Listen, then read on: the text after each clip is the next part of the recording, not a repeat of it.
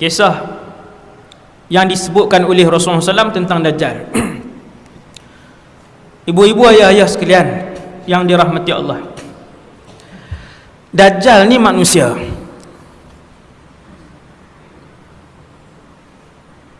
Manusia. Dia sudah pun dilahirkan. Pada zaman Rasulullah sallallahu alaihi wasallam ada orang bertemu dengan Dajjal. Sehari saya cerita. Dan Dajjal ini telah pun remaja. Pemuda, remaja. Dia umur dia tak tua-tua ke ustaz? Ya, tidak tua-tua. Dia minal munzarin, di kalangan mereka yang dipanjangkan usia. Macam inilah tuan-tuan nak mudah faham. Nabi Isa di mana tuan-tuan? Nabi Isa di langit. Nabi Isa waktu diangkat umur dia 33. Sampai hari ini sudah berapa ribu tahun Nabi Isa alaihissalam 33. Ni nak bagi tuan-tuan faham.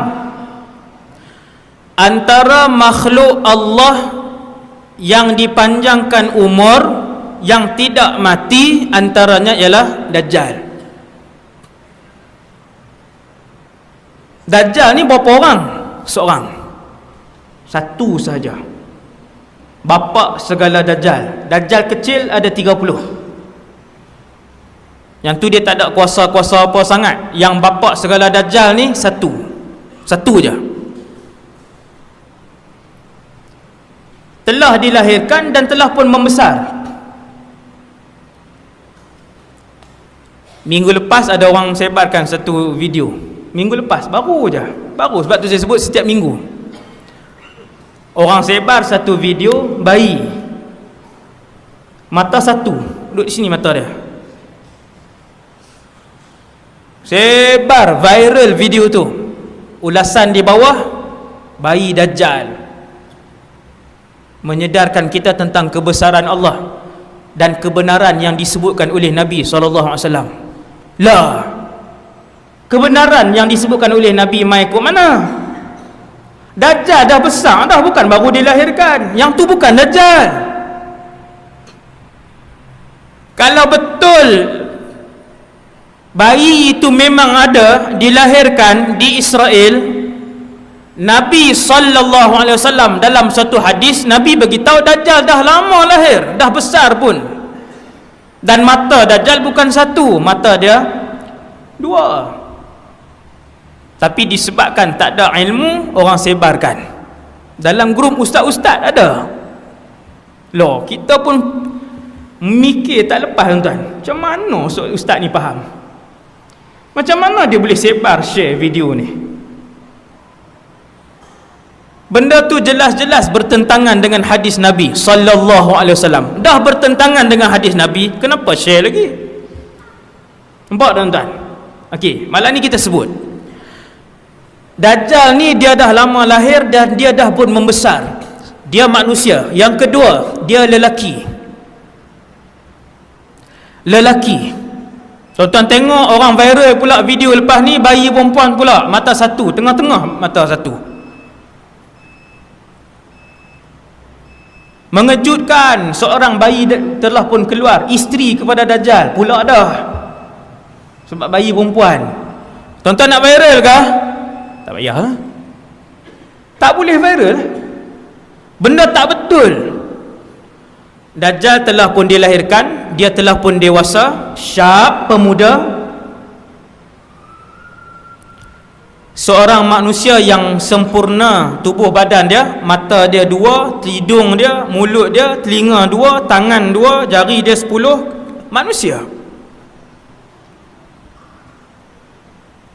Dan di mana dia sekarang? Ada 30 orang yang pernah melihat Dajjal di dalam muka bumi ni, dalam alam ni.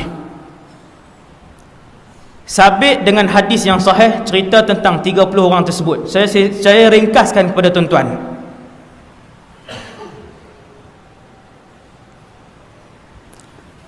Pada zaman Rasulullah ada seorang lelaki namanya Tamim ibn Aus Ad-Dari. dia naik kapal bersama dengan 30 orang daripada kabilah Lukham dan Judham.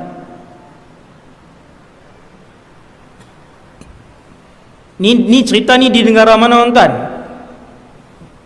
Di Mekah, Madinah. Waktu tu Rasulullah SAW di Madinah, Nabi di Madinah. Lelaki ni orang Arab beragama Kristian. Dia dengan kawan-kawan dia 30 orang, mereka naik kapal pergi ke mana tidak diperincikan. Hadis ni tuan, ni hadis sahih riwayat Imam Muslim. Kata Tamim, waktu kami sampai di tengah-tengah laut, kami dipukul oleh ombak yang kuat, oleh laut yang kuat, sehingga kami hilang arah tuju, sampai tak tahu pergi ke mana. Selama 30 hari, sebulan duduk di tengah lautan. Akhirnya kami sampai di sebuah pulau yang kami pun tak tahu pulau itu di mana. Kata Tamim yang cerita ni, dia pun bawa turun bot, perahu, sampan, kapal besar, bawa turun yang kecil itulah, sampan tu, bot. Maka kami pun bergerak ke pulau tu untuk berehat, minum, cari air bersih dan sebagainya. Waktu kami tengah berehat-rehat, ni hadis ni panjang tuan, hadis ni panjang, saya tak baca hadis tu, saya terus terjemah secara mafhum. Kami pun tengah berehat-rehat di pulau tu, tiba-tiba keluar seekor binatang yang pelik.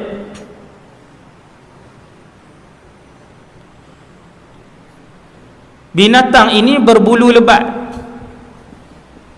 sehingga menutup seluruh bahagian badannya. Kemudian binatang ni pun datang dekat. Tuan-tuan, kalaulah binatang tu singa, sahabat akan sebut singa. Kalau binatang itu unta, sahabat akan sebut unta. Kalau binatang itu kerbau, sahabat akan sebut kerbau. Sebab binatang-binatang buas ini, boleh dilihat di bumi Madinah pada zaman itu. Madinah pada zaman Rasulullah bukan macam hari ini tuan-tuan. Madinah pada zaman dulu 1400 tahun yang lalu dikelilingi oleh hutan tebal. Ini kena tengok sejarah geografi Madinah 1400 tahun yang lalu. Hutan tebal, gajah sahabat tengok, harimau sahabat tengok, pelanduk kijang sahabat tengok. Tebalnya hutan di Madinah ketika tu. Bila binatang ni keluar daripada pulau ni, seekor saja, dia berjalan mendekati 30 orang tadi, kemudian dia bercakap, siapa kalian? Binatang tadi. Maka Tamim ibn Aus kata, kami pun jawab, kami adalah pemuda-pemuda Arab Kristian. Waktu tu tak Islam lagi, dia tak masuk Islam lagi. Kami pemuda-pemuda Arab Kristian, daripada semenanjung tanah Arab kami keluar. Sampai tengah perjalanan, tengah-tengah lautan, tiba-tiba laut mengganas. Kami dipukul oleh arus selama sebulan. Akhirnya terdampar di pulau ini. Tuan-tuan, bercakap dengan siapa? Binatang.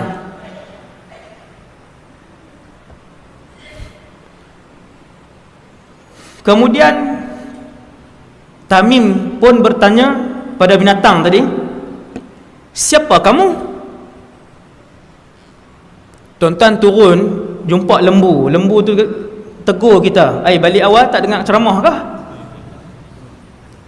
Tuan-tuan nak bagi tahu kat dia sakit perut? Tak bagi tahu dah kat dia. Tekan minyak terus larilah.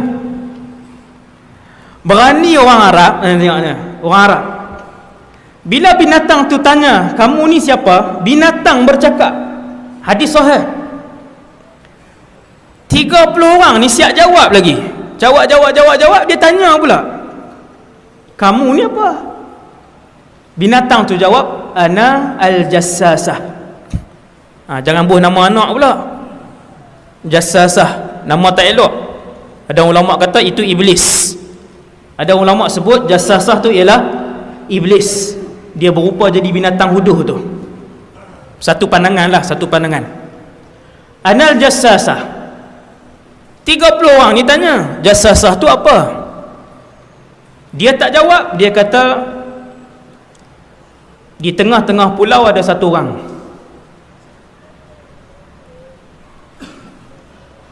Yang sudah lama menunggu kabar berita daripada orang lain. Ada orang pula dah di pulau tu. Maka orang yang duduk di tengah-tengah pulau tu nak jumpa dengan kalian, yang 30 orang tadi. Maka yang 30 orang tadi dalam keadaan yang tercengang. Pulau ni pulau apa? Ada binatang pelik ni, kalau pi tengah-tengah pulau ni, manusia tu syaitan ke apa ke, habis kita. Ini Tamim cerita. Tapi mereka pi juga. Mereka pergi ke tengah-tengah pulau. Berjalan 30 orang ke tengah-tengah pulau. Ini tuan-tuan tengok. Berjalanlah 30 orang ni masuk ke dalam hutan. Akhirnya sampai di satu tempat penahanan. Masuk ke dalam. Kata Tamim, kami pun masuk ke dalam. Dan begitu terkejut, kami mendapati di dalam itu ada satu orang lelaki, manusia, tetapi tubuhnya sangatlah besar.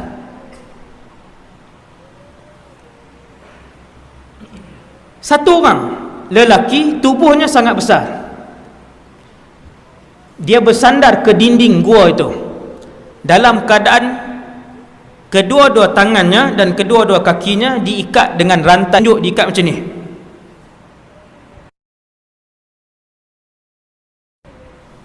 Ikat macam ni. Ikat dengan satu rantai besi yang tak boleh bergerak.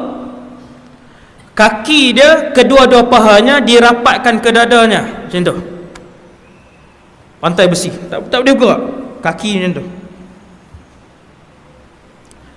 Kemudian lelaki yang berambut panjang itu, panjang, rambut panjang, kerinting yang sangat kerinting. Tuan-tuan boleh bayang, sangat kerinting, panjang. Lelaki itu bertanya kepada kami, man antum? Kamu semua ni siapa? Lelaki yang kena ikat tu tanya. Kami Arab, agama Nasrani, daripada semenanjung tanah Arab, naik kapal. Panjang cerita. Kemudian kami pun tanya kepada lelaki tadi, siapa kamu? Lelaki tadi dia tak jawab. Kemudian dia tanya beberapa soalan, 4 soalan. Tuan-tuan dengar soalan dia. Hadis ni hadis sahih. Soalan pertama lelaki ni tanya, kamu semua tahu tak tentang Tasik Tabariyah? Yang ramai-ramai ni jawab tahu. Macam mana keadaan Tasik itu? Mereka ni jawab, yang 30 orang ni jawab, oh airnya masih banyak. Orang menggunakan air di Tasik itu. Lelaki yang kena ikat ni jawab, tuan-tuan. Lelaki ni kata, satu hari apabila kamu tengok Tasik itu hampir kekeringan, maka ketika itu aku akan keluar. Satu hari Tasik itu akan kekeringan, kata lelaki itu. Dia tanya soalan yang kedua.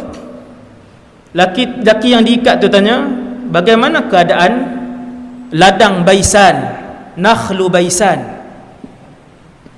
30 orang ni jawab, ladang tu masih berbuah, kurmanya banyak.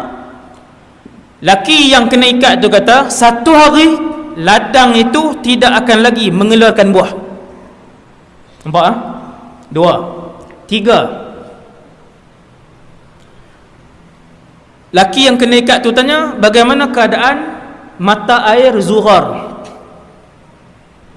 Mereka ni jawab, mata air Zughar airnya banyak. Dia kata satu hari mata air itu akan kering. Soalan yang keempat dan yang terakhir, lelaki ni dia tanya, apakah Nabi yang tak pandai membaca dan menulis telah pun diutuskan? Nampak tuan? Maka Arab yang 30 orang, pemuda-pemuda Arab yang 30 orang ni pun jawab, ya, Nabi itu telah pun diutuskan oleh Allah, dan dia telah pun berhijrah daripada Mekah ke Yathrib, Madinah. Adakah dia berperang dan dia diperangi?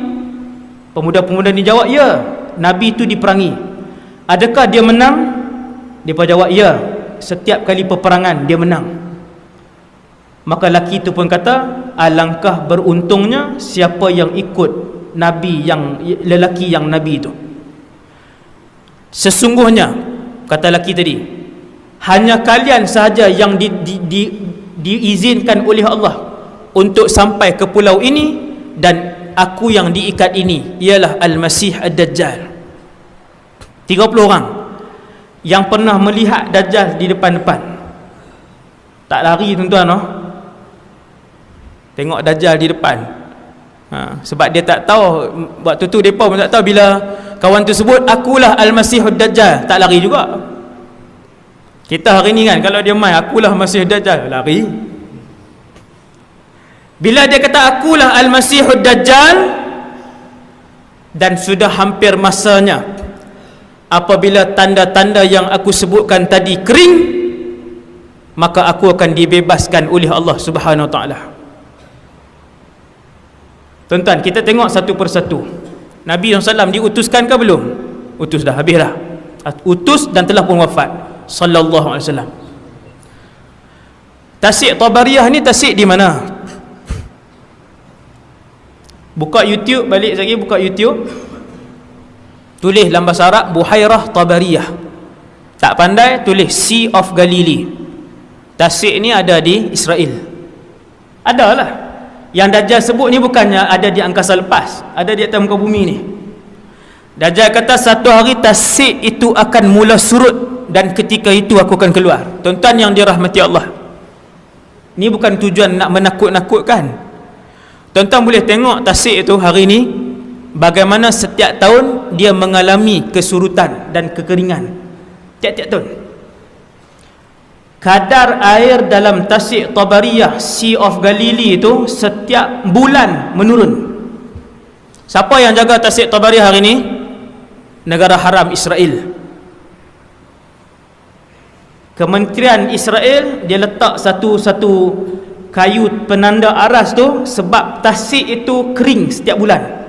Bukan kering, menyusut setiap bulan. Benda tu dikomentarikan. Tuan-tuan boleh tengok dikomentari dalam bahasa Arab dan dalam bahasa Inggeris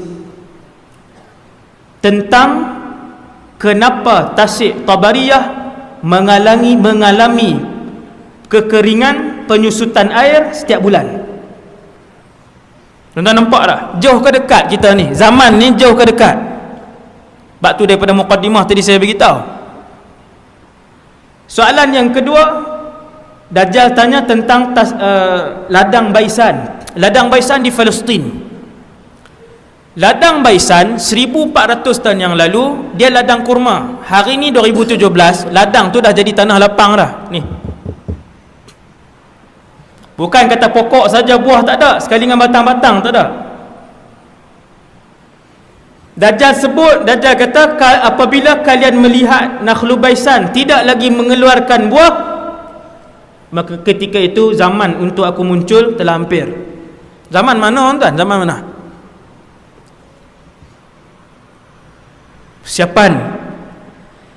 Soalan yang ketiga, dia tanya tentang Ain Zughar, mata air Zughar. Antara ulama moden yang alim yang menafsirkan dan mencari Ain Zughar ni adalah mufti Mesir yang lepas, Dr. Ali Jum'ah. Dia buat kajian, kemudian dia pergi. Bila Nabi sebut Ain Zughar ini dekat dengan Syam, Syria, Jordan apa semua ni, pasukan ulama daripada Mesir ni pergi ke kawasan sana, dan mereka mendapati Ain Zughar itu merujuk kepada laut mati. Laut mati. Saya sampai laut mati tu 2 kali. Waktu tu jahil lagi. Tempat tu tak boleh pergi tuan, tidak digalakkan kan. Laut mati, tempat laknat. Tapi dia ajaib lah tempat tu. Kadar laut dia tak silap saya 60 kali daripada laut biasa. 1 kilometer sebelum tuan-tuan sampai tu, telinga kita dah dengung dah sikit. Tuan-tuan masuk dalam laut mati. Dia tasik tapi dia dipanggil laut mati. Bila tuan-tuan masuk, tuan-tuan berjalan dalam, dia tak tenggelam. Tuan-tuan boleh berjalan sampai tengah. Laut mati itu 100 tahun yang lalu penduduk di situ sebut Ain Zughar. 100 tahun yang lalu penduduk di situ sebut itu Ain Zughar. Ketika kumpulan ulama daripada Mesir, termasuk mufti Mesir yang lalu, pergi ke situ, berdiri di atas, bukan di dalam air tu, di tepi laut mati, berdiri. Orang kampung sebut, wahai tuan mufti, dulu di sini adalah sebahagian daripada laut mati tu. Dia tunjuk satu pokok jauh daripada laut mati tu, pokok jauh daripada laut mati tu. Dia kata, wahai tuan guru, dulu di pokok itu, situ masih lagi digenangi oleh laut mati. Dan hari ini dah mula surut. Tuan-tuan yang dirahmati Allah sekalian, selesai tentang Dajjal. Jadi Dajjal ini dia diikat di sebuah pulau. Dia lelaki, dia pemuda, rambutnya kerinting, matanya 2 tetapi buta di sebelah kanan matanya. Mata kanan buta.